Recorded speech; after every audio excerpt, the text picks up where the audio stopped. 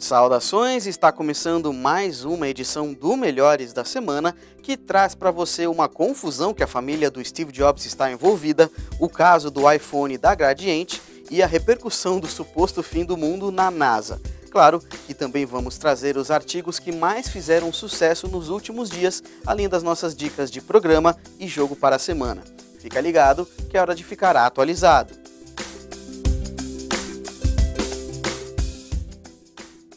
Antes da sua morte, o Steve Jobs encomendou um iate, que foi desenhado por um designer francês. O custo da embarcação ficou em torno de 9 milhões de euros, algo em torno de 23 milhões de reais.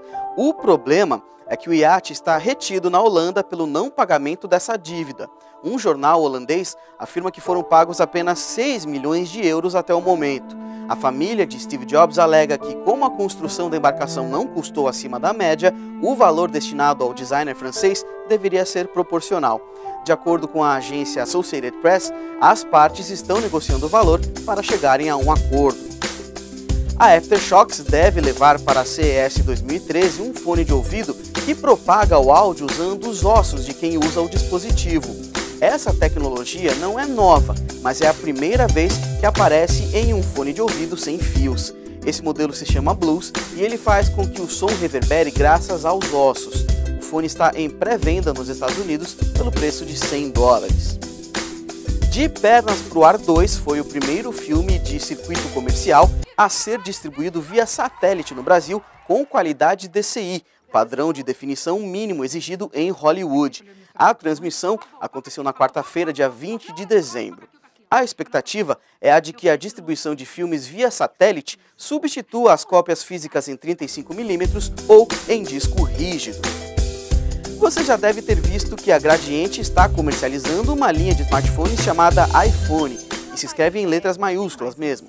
É claro que isso ia dar confusão, tanto que a própria Gradiente publicou um vídeo explicando as diferenças entre os aparelhos. O que acontece é que o nome iPhone já era propriedade da Gradiente dentro do Brasil desde o ano 2000, e ele só não foi usado porque a empresa não tinha dinheiro.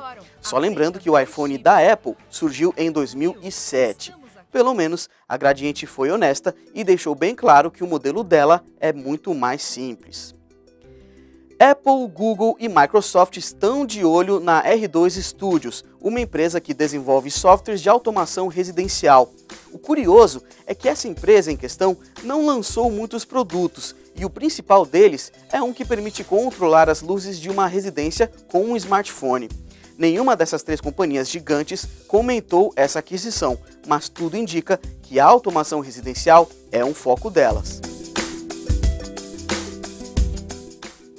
Acredita você que a NASA, a Agência Espacial Norte-Americana, recebeu muito mais ligações do que o comum nessa semana em que alguns acreditavam que o mundo ia acabar? Olha só, a agência costuma receber 90 ligações por semana, mas nos dias que antecederam esse fim do mundo, esse número aumentou para mais de 300 por dia. As pessoas ligaram perguntando como seria o fim, se era meteoro, se era alinhamento planetário, enfim. Nada aconteceu, claro, então é provável que tudo tenha voltado ao normal na NASA. Uma empresa chamada IO Denim criou uma calça jeans com um bolso especial para smartphones, para ficar mais confortável e não ter chance de riscar o aparelho. Esse espaço, segundo a empresa, fica pouco acima do joelho e comporta um modelo de até 5 polegadas. Esse projeto está no Kickstarter, ou seja, está aberto a doações para que a ideia saia do papel. A empresa quer arrecadar $10 mil para viabilizar o projeto. Quem assistiu ao filme mais recente do Batman se surpreendeu com o Batwing. O site Gizmodo publicou um vídeo sobre a criação desse Batwing. Os produtores se inspiraram em helicópteros de ataque e jatos de guerra. Essa Batnave tem 9 metros de comprimento e 5 de largura e pesa mais de 1.300 quilos. Detalhe é que ela foi construída com muito isopor. Quando o assunto é televisão, em alguns casos aquela ideia de que quanto maior melhor pode ser uma furada. É preciso levar em conta uma série de fatores. Primeiro, a distância que você vai ter do aparelho. Se errar a medida, você vai acabar enxergando muitos pixels. Existem diferentes maneiras para calcular essa distância, mas tem um cálculo simplificado, que é o seguinte. Você mede a distância do espectador até o aparelho e multiplica por 18. O resultado é o número de polegadas que o televisor deve ter. Esse foi um exemplo, mas nesse artigo do Tecmundo tem outras fórmulas que você pode conferir. Tem que pensar também na qualidade das transmissões, porque se o conteúdo for de baixa qualidade em uma TV de alta qualidade, o resultado fica ruim. Ângulo de visão e ajustes de altura também são importantes. Jogar no PC é mais complicado? Não. O que acontece é o seguinte: nos computadores existe um processo de instalação e configuração, e isso, apesar de realmente não ser fácil para alguns, não é um obstáculo intransponível. Nos consoles, não tem como um jogo ter problemas de incompatibilidade, de se comportar de um jeito indevido. A conclusão é a de que os computadores exigem um processo de configuração, mas eles têm uma série de vantagens, como a liberdade de escolha de componentes e visuais mais belos.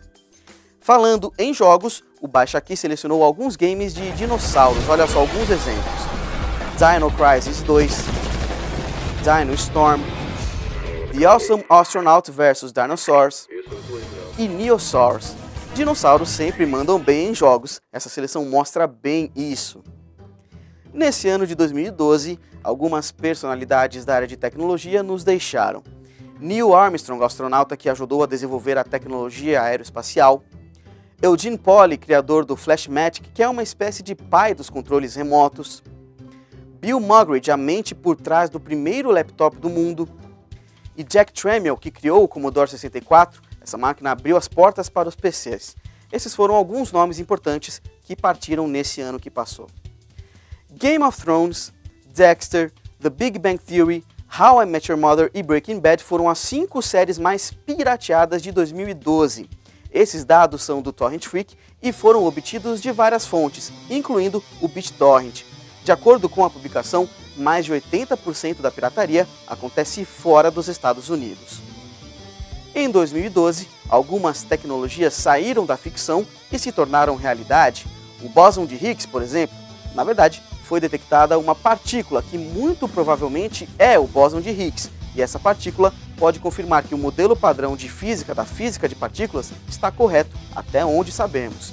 Esse ano marcou também a primeira acoplagem espacial privada, ou seja, uma empresa privada enviou uma cápsula espacial até a Estação Espacial Internacional. Da pesquisa espacial também surgiram os exoesqueletos robóticos, que ajudam tanto astronautas quanto pessoas com dificuldades de locomoção. E o ano de 2013 pode marcar o lançamento de eletrônicos de peso, como o Samsung Galaxy S4, um suposto smartphone da Amazon, o Google Glass, novos iPad e iPhone, entre outras possibilidades. A gente espera que 2013 seja um ano bem produtivo para a tecnologia. A dica de programa da semana é o Photocat, editor de imagens online completo. Ele oferece opções para editar fotos, recortar, aplicar efeitos, etc., para retocar imagens também, e tem também uma função para criar montagens, ou seja, ele é online, mas dá para fazer uma edição quase completa do que você quiser. O jogo da semana é Absolute Force, FPS online no melhor estilo Counter-Strike. 2 grupos disputam o poder no Afeganistão, você escolhe um dos lados e parte para essa guerra. O jogo tem características clássicas, mas também algumas novidades, armamento customizado e a possibilidade de escolher exibição em primeira ou terceira pessoa. Os duelos também podem ser implementados com a presença de helicópteros e até zumbis. Terminamos esta edição do Melhores da Semana. Na descrição deste vídeo tem o link com o resumo em texto. Clica lá para conferir tudo que viu aqui e muito mais também. Clique aqui para se inscrever no nosso canal e até 2013.